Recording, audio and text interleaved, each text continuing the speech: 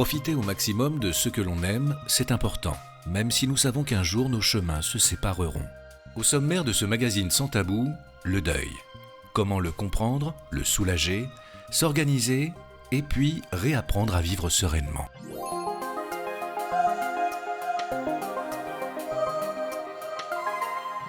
Alors que la crémation se développe, il est bon de savoir ce que dit la loi. Que deviennent les cendres du défunt? Où les déposer? Ou bien dans quel lieu les disperser? Y a-t-il des interdictions?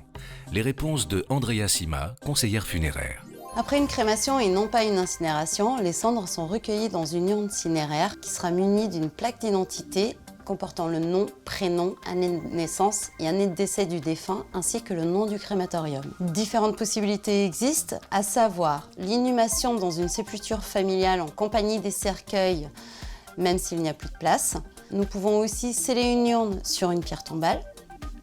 Il est possible également d'inhumer une urne en case de columbarium ou dans un cave-urne, petite concession d'1 mètre carré spécialement aménagée pour l'inhumation des urnes. Il est possible aussi de disperser les cendres en jardin du souvenir, soit du crématorium, soit du cimetière. Pour une dispersion, il faudra faire une déclaration sur la commune du lieu de naissance du défunt. L'urne peut être gardée au crématorium pendant 1 an pour permettre le temps de la réflexion. Il est interdit de garder une urne chez soi, d'y disperser dans un jardin privé, de partager les cendres d'un défunt ou de mélanger les cendres de plusieurs défunts. En conclusion, je dirais qu'il est important de dire de son vivant que l'on souhaite une crémation et de parler de la destination de ces cendres.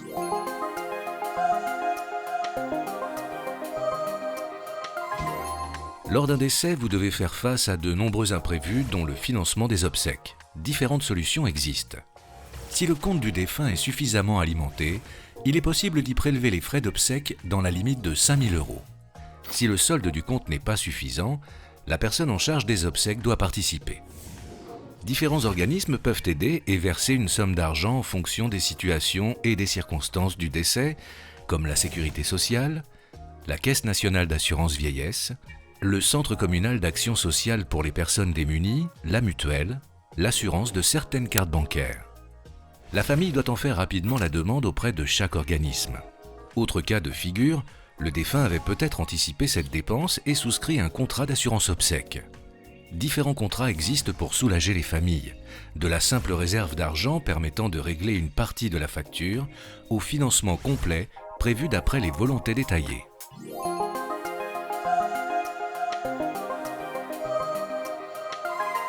À quoi sert un contrat de prévoyance obsèques ? Un contrat de prévoyance obsèques, ça permet d'organiser et de prévoir ses obsèques par avance, dans le respect de ses volontés, et ça permet également de soulager ses proches de cette organisation complexe et difficile. Alors tout dépend ce que l'on souhaite, soit organiser, financer ou organiser et financer. Si on le souhaite uniquement financer, là c'est un contrat au capital que l'on trouve chez les financiers, banque, assurance mutuelle, là on finance mais on n'organise rien. Soit on souhaite organisé. Dans ces cas-là, c'est un contrat que l'on trouve chez les professionnels dûment habilités. On collecte les volontés, c'est gratuit, mais là, rien n'est prévu au niveau du financement. Et si l'on souhaite organiser et financer, là, c'est un contrat en prestation que l'on trouve chez les pompes funèbres, donc les entreprises dûment habilitées. Là, on va tout orchestrer, l'organisation et le financement. Le jour venu, la famille a uniquement un numéro de téléphone à composer.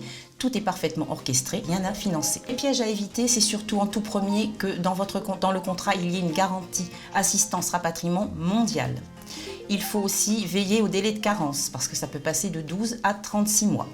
Il faut faire attention également à la revalorisation du contrat pour pouvoir être capable de combler l'inflation. Donc il y a aujourd'hui des produits qui existent chez certains organismes qui garantissent que quel que soit le coût le jour venu, on ne réclamera rien à la famille au niveau des prestations funéraires. Donc également ce qu'il faut bien regarder, un point important, c'est le questionnaire médical, ce qu'on appelle l'attestation sur l'honneur de bonne santé.